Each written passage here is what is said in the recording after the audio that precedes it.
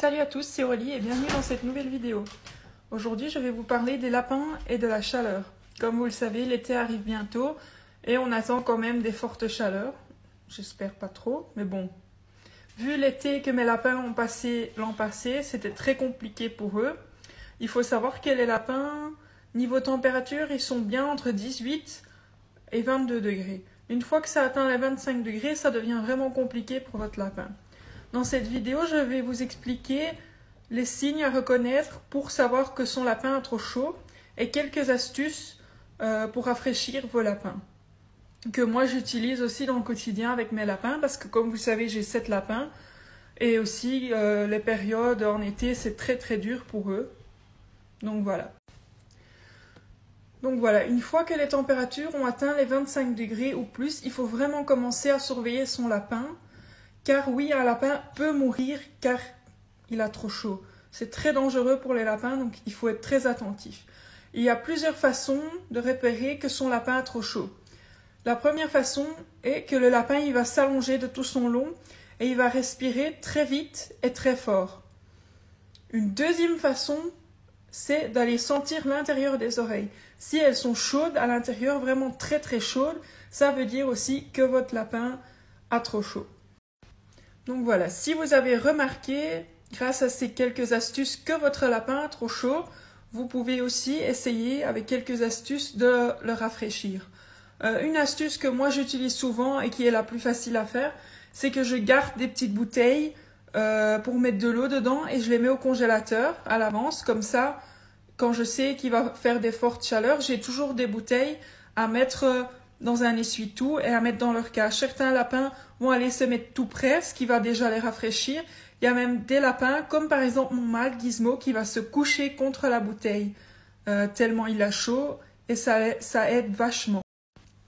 Si votre lapin est à l'intérieur et que vous avez un carrelage, vous pouvez toujours aussi déposer sa cage ou l'endroit où il dort sur le carrelage, car le carrelage reste très frais et ça va aider votre lapin à se rafraîchir. Attention, bien sûr, si vous avez des chats et des chiens, il faut quand même toujours surveiller qu'il n'y a pas d'accident. Une troisième astuce qui aide aussi beaucoup, c'est prendre un tissu, le mouiller, pas trop, et le poser sur le lapin. Alors le tissu ne doit pas couler, il ne doit pas être trop mouillé, ça doit vraiment être humide, rafraîchissant, mais il ne peut pas couler, car les lapins n'aiment pas du tout l'eau. La quatrième astuce aussi, c'est de poser carrément un tissu dans la cage même ou dans l'endroit où le lapin séjourne. Donc certains lapins vont aller se coucher tout près ou même dessus, ça va les rafraîchir et ça va les aider aussi énormément à passer la journée. Maintenant, je vais vous parler des deux choses à ne absolument pas faire quand il y a des fortes chaleurs. La première chose, c'est donner un bain à son lapin. Je vois énormément de gens ou de vidéos sur internet qui font des vidéos mignonnes où ils croient que c'est super mignon et que c'est drôle, qui mettent carrément leur lapin dans le bain. Il faut savoir que les lapins, ils détestent l'eau. Ils ne savent pas nager. Ça va les stresser plus qu'autre chose.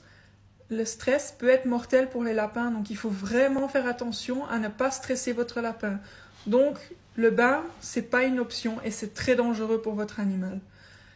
La deuxième chose qu'on me dit régulièrement, c'est je mets un ventilateur devant la cage de mon lapin.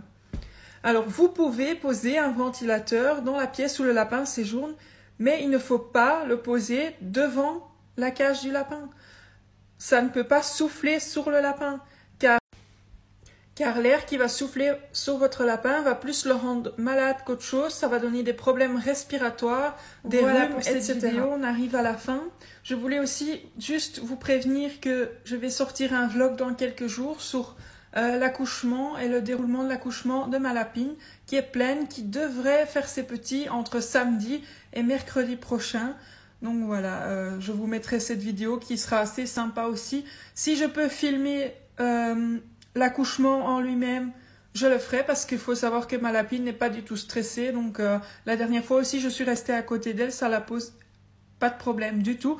Donc j'essayerai de filmer ces moments très sympas pour que vous puissiez. Donc j'essaierai de filmer ce moment sympa pour que vous puissiez aussi en profiter car c'est vraiment un truc à voir. Moi j'ai adoré. La deuxième fois j'ai eu la chance, elle a fait les petits la journée. Donc il faut savoir que normalement les lapines, ils ont plus tendance à faire leur bébé la nuit ou très tôt le matin. Donc là c'était vers 13 h je pense qu'elle a eu ses petits. C'était il y a plus d'1 an, hein. C'était il y a longtemps. Et j'ai eu la chance de le voir en live, donc c'est vraiment super. Donc si je peux le partager avec vous, je le ferai. Sinon, j'espère que cette vidéo vous aura plu. Si jamais vous avez encore des questions, n'hésitez pas à les mettre en commentaire ou à m'envoyer un petit message. Et nous, on se retrouve très vite pour une nouvelle vidéo.